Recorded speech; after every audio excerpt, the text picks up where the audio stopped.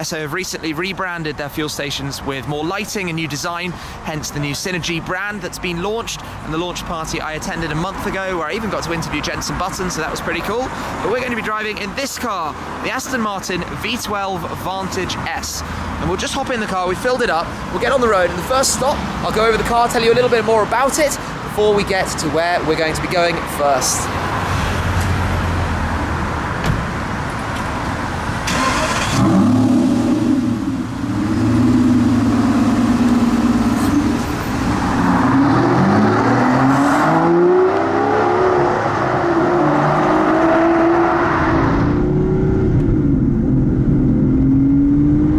Our first location of the day, and this is James Bond's school. I'm going to get onto that a little bit more further on, but first, let's take a proper look around this car, the car that we've chosen to use for the first of these tours. Now, given the theme being James Bond, it only made sense to use an Aston Martin. Aston Martins have featured in six different Aston Martins have been used in the James Bond movies, and of course, in the latest movie, Spectre, Bond himself is driving in the new DB10, a car that I filmed with recently, a special car that was created just for the movie. So we've chosen to be driving in the V12 Vantage S. This is the latest and sort of final version of the Vantage platform with the 6-litre V12 engine that we've all come to know and love, especially the sound that it makes. 565 brake horsepower, top speed 205 miles per hour, 0 to 62, 100 kilometers per hour is 3.9 seconds, 3.7 to 60. And this particular car in the Madagascar orange looks amazing out in the sunlight. The colour changes so much from day to night time. And this has a beautiful spec, lots of carbon fibre, so the V12's Vantage's signature engine bonnet sort of louvres for the cooling. We've got a carbon fibre grille around the front, the new shape grille that was introduced for the Vantage S, well the V12 Vantage S, for extra cooling to cover that extra power. Carbon splitter. We've got carbon everywhere, carbon mirrors, the carbon side piece here. We've got the stealth sort of black coloured wheels. It's a very, very nice looking car. And wait until you hear the sound, it's just insane, this car. They sort of tone the noise from the normal V12 Vantage, which was of course a manual only car, to the S, to make it a little bit quieter in normal mode, but a little bit louder in sport mode, so you get a good sound out of those black finished exhaust tips. But let's take a look inside. We've got the Aston Martin crystal sort of finished key. It's a beautiful, beautiful item. Unlock the car. Then we have the door handles, again carbon fibre, pull out this way, and the swan doors that open slightly upwards, which is always such a nice sort of finish, and it means when you close them actually, they just sort of gently glide down, which is quite cool. I've always liked that about Aston Martins. Then on the inside, we've also got a very, very nice quality of interior. Black leather with the orange sort of contrast line down the centre. Also some orange here carrying through on the paddles. We'll just sit in just for a second. On the dashboard, you've got Aston Martin's sort of signature inverse rev counter that goes the other way. And for the V12S, you've got the new waterfall style centre console, very much in line with the Vanquish.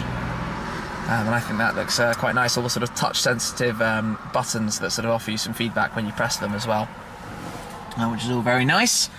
Plenty of storage, good road tripping car. We've got the the back parcel shelf area available here, and there's a decent boot around back as well.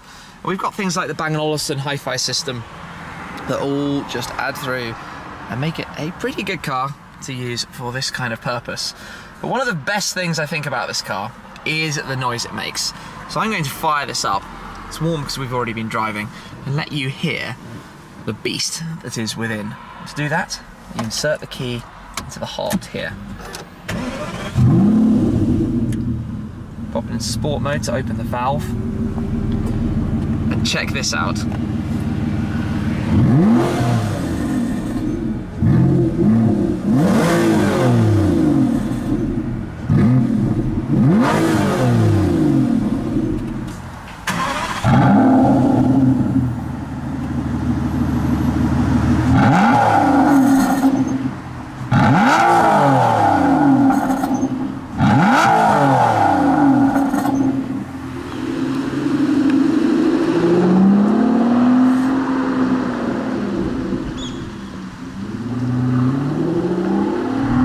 We're just taking a look then at Fetters College very quickly, because this is the school that in You Only Live Twice, Ian Fleming wrote that James Bond attended. And not only that, it is a spectacularly beautiful building, as we can see from the outside. We just stopped to take a photo because it's truly, truly special. Absolutely lovely looking place. And by complete coincidence, actually, Sean Connery, probably one of the most famous James Bonds, born in Edinburgh, a Scotsman, of course. When he was young, like I said earlier, he used to deliver the milk here. One of his first jobs, so he was delivering milk to Fetters College. What a special building. Very, very beautiful. Aston Phil's right at home, parked outside here. But we're gonna, I think, head straight back out, hit the roads towards our next stop, which is going to be the Bowness Motor Museum, which is a location where there are a number of James Bond highlights.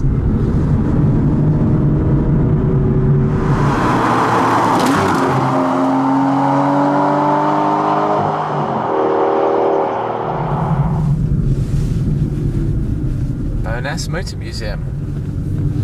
Come over and have a look. Second stop of the day then, and we're at the Bowness Motor Museum. But the first bit of driving down with the V12 Vantage S, and it's running on P0 quarters, which of course need a lot of temperature. They're very sticky when you do get them to that though. And in today's weather we're having no problems, and the car sounds absolutely glorious. But more on that in due course. For the moment, let's head inside the museum. Let's take a look around, and things started as a motor museum, but there is now a lot of James Bond memorabilia here, from the cars that we will get to in a second, but we've also got lots of other things like some of the props. Die Another Day piece here, we've got the gun here from License to Kill, and then here the Esprit S1, which is one of the cars that was used originally in The Spy Who Loved Me, one of the road-going cars. Which is very nice. Then here we've got the DBS, the older DBS of course. Most people watching might be familiar with the new model car. The car featured in On Her Majesty's Secret Service, not this exact one, but this has been used in promotional material connected to the movie since. We've got things like the Tomorrow Never Dies rocket launcher right here, which is quite a crazy piece of movie prop. We've got the only right-hand drive BMW 750 that was used in Tomorrow Never Dies. This was a static car used for photos and positioning and lining things up. Aston Martin DB6. Now, the DB6 is not a car that's actually ever featured in the Bond film. Of course, the DB5 is the most famous, but this DB6 has been used for various things like the 40th anniversary of Goldfinger, and all sorts of different things connected to the Bond movies along the way. Now this one, the Sunbeam Alpine. This was technically Mr. James Bond's first car, the first Bond car. Not this exact one, because the first one has actually no longer been kept track of, so nobody knows where it is, but this one was finished in the same spec. So that was James Bond's first car. Keep coming through. Vanquish, considered by many to be the last of the proper Astons, although with the V12 S outside I tend to disagree, but V12 power, very iconic Bond car of course, and one of the last Aston Martin to have been built at the old Newport Pagnell factory. Behind that we've got a yellow Mini Moke. Yellow Mokes have appeared in numerous Bond films actually. This is one of them tucked in here. We keep coming round. Amusingly, a couple of Esso signs up there on the wall. Oh, and check this out. There's a tiny Esso service station. That's very different to how the Synergy ones look now that we were at this morning. That's quite cool. We've got a DMC DeLorean, Back to the Future. Crazy thing about Back to the Future actually is just a week or so ago was the date that they went forward to in the movie. So that's now happened and been passed, and that was quite a big thing. I'm sure some of you knew about that. And there's just a lot more stuff, lots of memorabilia in here to take a look at. Just keep walking a little bit further around, see what we can see. And just lots and lots of cool car stuff tucked in to the Motor Museum. More memorabilia up here. We've even got the police box from Doctor Who. There's a McLaren Formula 1 car, remote control car here. That's capable of 60 miles per hour. But this is sort of movie buff, James Bond buff dreamland right here. Looking down from up here on the Sunbeam Alpine from Dr. No. Very, very cool place.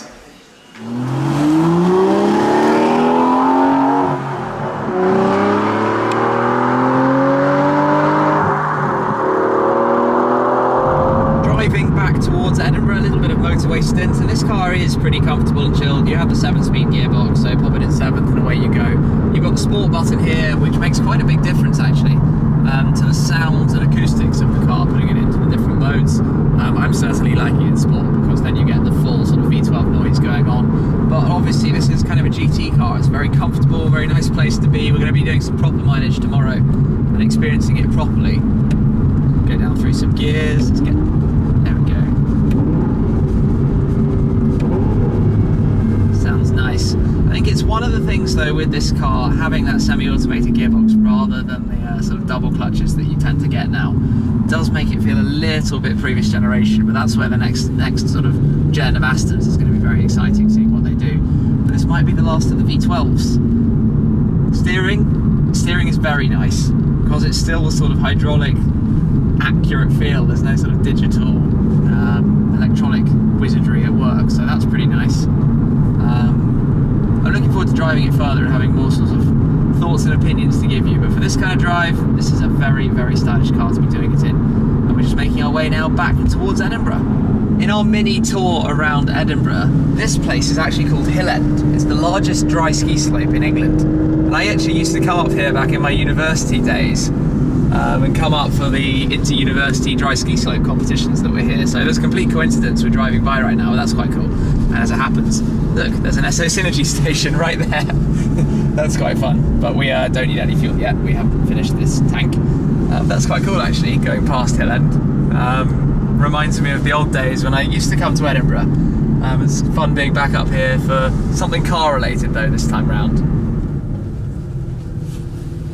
The day comes to an end then, and we're back at our hotel in Edinburgh, where the car parked here in the garage